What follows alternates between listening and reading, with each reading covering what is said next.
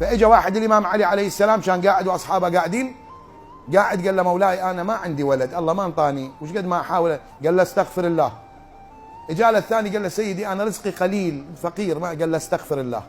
الثالث قال له مولانا جيتك من ديره ماكو مطر، قال له مستغفر الله. الثالث قال له مولانا الناس يطلع زرع انا ما يطلع عندي زرع زين، قال له استغفر الله. فمن راحوا جماعته قالوا له مولانا هذا استغفر الله هذا استغفر الله، الامراض مختلفه الحاجات مختلفه، شو العلاج واحد.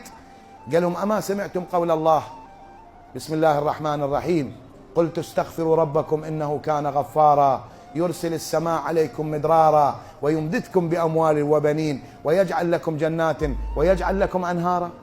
كلها علاج الاستغفار، انك ما اصابكم من مصيبه فبما كسبت ايديكم، بعد لا تذبح على غيرك، انا السبب، انا اللي سويت هذا، انا اللي عصيت مولاي وبالتالي نتيجتها هذه.